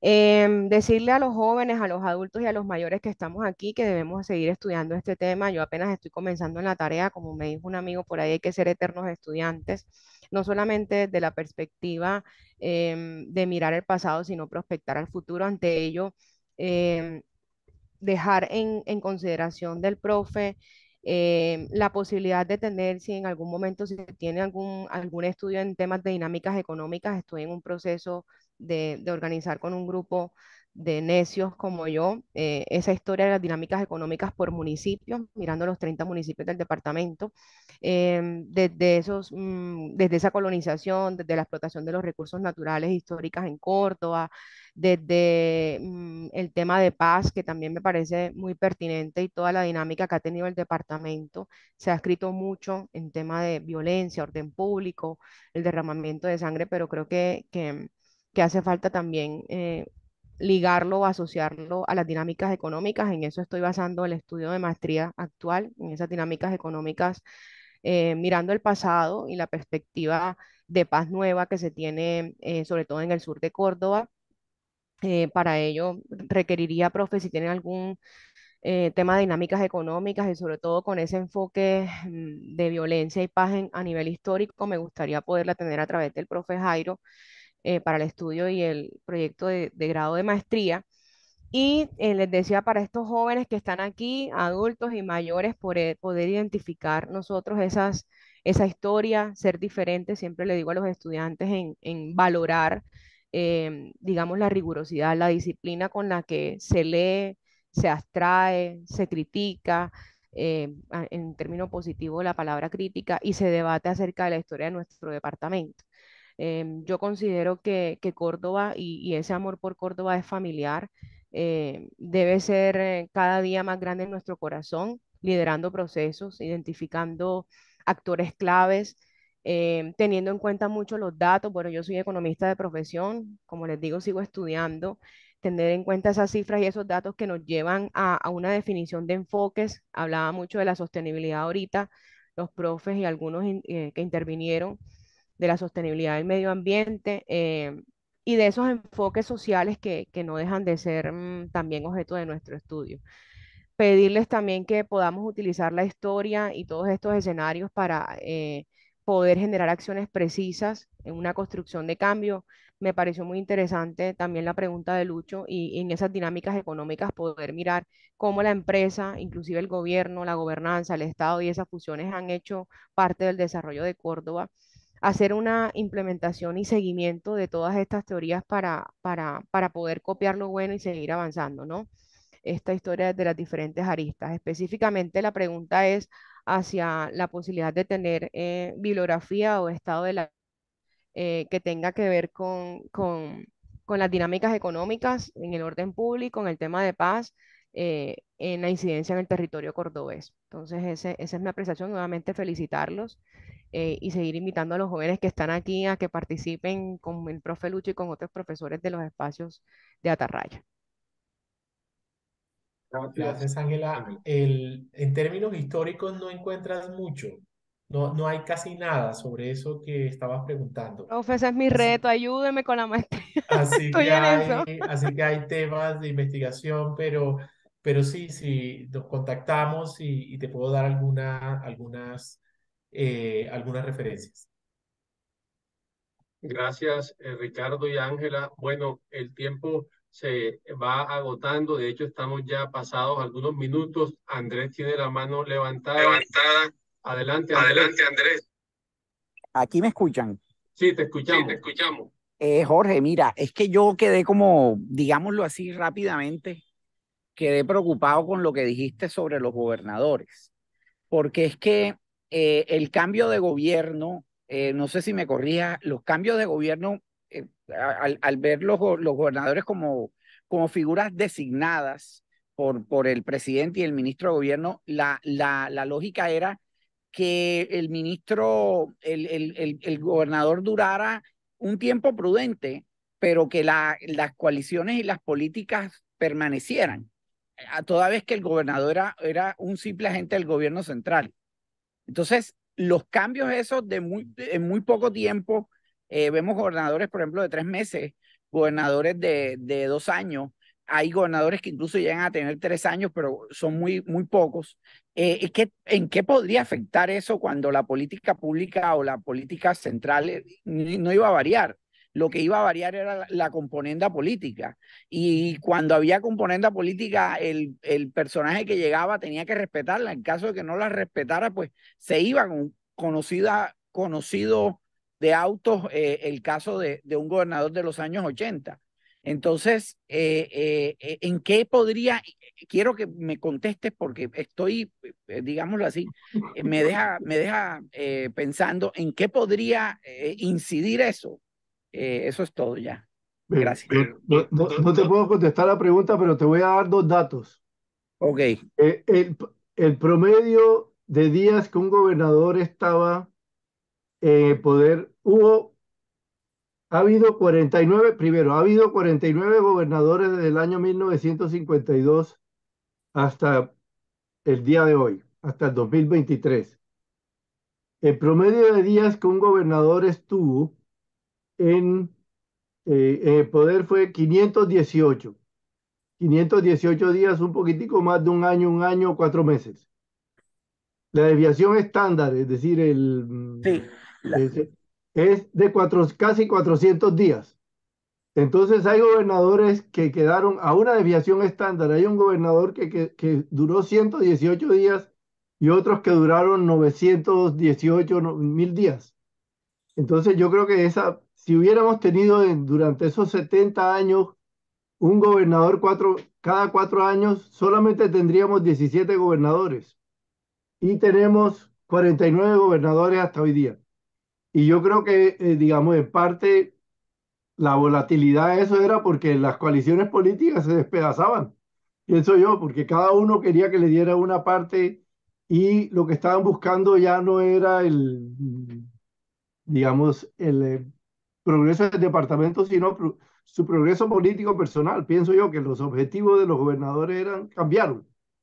Los primeros eran empresarios y eran gente ya de 55 o 60 años. Eh, no he mirado lo de la edad, pero me gustaría mirarlo. Ahora se me acaba de ocurrir lo de la edad, pero bueno, eso para un tema de investigación con Ángela de pronto. Pero ¿no? te Y dejo, te efectivamente puedo contestar eso, pero habría que mirar eso en más detalle. eh, Esto es para analizarlo ya en sí, mucho más detalle, pero todos estos datos nos sirven para abrir temas, que es lo que queremos con Atarraya. Ahí hay un tema adicional, Andrés, a tu pregunta, y es que fíjate que el cambio de gobernador en esa época normalmente traía consigo el cambio en los equipos de gobierno departamental y en la burocracia departamental, lo que le resta continuidad a cualquier ejercicio administrativo. Imagínense ustedes este dato. Yo tuve la oportunidad de ser miembro de la Junta del Banco Agrario y alguna vez nos preguntábamos en la Junta por qué el banco se quedaba tanto en comparación con la banca comercial privada. Y resulta que el Banco Agrario en ese momento, en los últimos 7 años, había tenido 6 presidentes. Y por ejemplo, el Banco de Colombia en los últimos 50 años había tenido 3 o 4 presidentes. Entonces, en realidad, la continuidad en las políticas no solamente está en la definición de ellas, sino esencialmente en la ejecución de quienes están a cargo de su implementación. Y por supuesto, en la curva de aprendizaje cuando se ejerce el gobierno es altísima y para la muestra el botón del gobierno nacional actual, que ha pasado el primer año y está en ese proceso. Entonces, si uno contrasta la cantidad de gobernadores que ha tenido Córdoba y la poca duración en promedio con otros departamentos, ahí encuentra cosas que llaman la atención, sobre todo porque en ocasiones eran cambios no solamente de políticas o de coaliciones políticas, sino también de concepciones mismas de lo que puede ser el gobierno local. Pero como decíamos, vale la pena profundizar eso y mirando hacia adelante, tomando las palabras de Ángela, yo lo que creo es que sí conviene hacer una invitación a las generaciones actuales y futuras. Interesarse en la historia del departamento, a nosotros nos llama muchísimo la atención el desconocimiento que a nivel de colegios y de universidades hay de la historia, y la otra es la conciencia ciudadana, de elegir bien, porque indudablemente el buen gobierno tiene una incidencia grande en lo que es el progreso de la región. Alberto, y con eso ya vamos cerrando. Sí, me gusta el análisis que hace el doctor Jorge en términos ya de estadísticos, porque yo inicié un trabajo parecido y lo tengo por acá en borrador. Y si miramos, hay un punto de quiebre entre los gobernadores de Córdoba, que es el año de 1993, cuando se da la elección popular de gobernadores. Si ustedes miran bien la lista de los caballeros que nos han representado, ninguno es elegido por un partido diferente al liberal o a otras coaliciones liberales. Y si hacemos ese mismo análisis retrospectivo hacia la misma creación del departamento, encontramos que en ese periodo de 42 o 43 años, poquitos son los liberales que desempeñaron el cargo de gobernador. Yo estoy haciendo un estudio, doctor Jorge, basado en el libro Crisis de James Harrett, un americano, donde yo digo que Córdoba desde el mismo momento de la creación fue una crisis, porque ya éramos una crisis cuando pertenecíamos a Bolívar, como región abandonada y nos trataban de corroncho y de todas estas cosas. Ya teníamos, Todavía. sí, ya teníamos una crisis. Y el mismo día en que se fue a designar el primer gobernador, estalló la primera gran crisis. en el sentido de que dos hermanos no pudieron ponerse de acuerdo y tuvieron que elegir una junta provisional porque a pesar de que eran del mismo partido, no pudieron ponerse de acuerdo para que Remberto, con mérito propio, fuera el primer gobernador de este departamento. Razón por la cual yo siempre he sostenido que hemos tenido una gran crisis desde el momento de la creación y que eso es lo que nos tiene postrado, a pesar de ser una región bastante rica, nos ha tenido en unos niveles de indicadores que no ameritan a la condición de Pero región. perdón, Jairo, 30 segundos para el comercial. Es cierto, digamos, de que la región ha tenido problemas, pero cuando tú miras, comparas lo que era el ingreso de Córdoba en el año 50-51 con relación al de Bolívar en per cápita, era el 20% y Bolívar era uno de los departamentos más pobres de Colombia. Hoy día el ingreso per cápita de Córdoba es 50%. O sea que yo creo que habernos independizado de Bolívar sí nos ayudó a que el ingreso, a que hubiéramos progresado. Hubiéramos estado mucho más atrasados si no nos independizaba Bolívar. Esa era pero eso tenemos, de todos modos, tenemos que hacer la investigación para mostrar que eso es correcto, ¿no? Pero ese es un indicio de a dónde fueron las cosas. Hay mucho campo para averiguar cosas realmente. Esto es fascinante. Tarea para los estudiantes de Economía y Administración. Sí, yo les puedo dar varias. Y que lo tengan en cuenta uno para escribir en textos y libros de ustedes de Atarraya. También sería bueno, Jorge García. ¿Oíste? Bueno, muchas gracias nuevamente, Ricardo, por la presentación. Ya te has dado cuenta del interés que cautivó el tema, el encanto también de los participantes en inclusive quedarnos más allá del tiempo. Y creo que es un tema abierto y una conversación que conviene también continuar, porque lo interesante pues de la historia es sacar aprendizajes de ella para hacer un mejor ejercicio hacia adelante en la senda del desarrollo regional. Yo quiero reiterarte en nombre de todos los agradecimientos por esta gran conversación que hemos tenido y por supuesto también agradecer a los participantes por su interés en conectarse hoy y en estos espacios académicos de Atarraya. Muchas felicitaciones nuevamente, Ricardo. Mil gracias para todos. Una feliz noche y hasta una próxima ocasión. Un aplauso para Ricardo. Muchas gracias, Ricardo. Muy déjanos bien. en el chat. Les recomiendo el artículo de Ricardo. Es fascinante cuando salga. Ricardo, déjanos tu dirección electrónica en el chat para conectarnos en un tema de historia de la Federación que quiero compartir contigo en un evento que vamos a hacer en diciembre en Montería y queremos realmente hacer un repaso histórico de los hechos contundentes de la Federación en el territorio. Entonces, para conectarnos contigo. Muy interesante, muchas gracias. Ahí lo escribí. Listo, muchas gracias. Bueno, hasta luego. Muchas gracias. Chao. Chao, pues. Chao, Adriana. Muchísimas gracias. Chao. Hasta la próxima.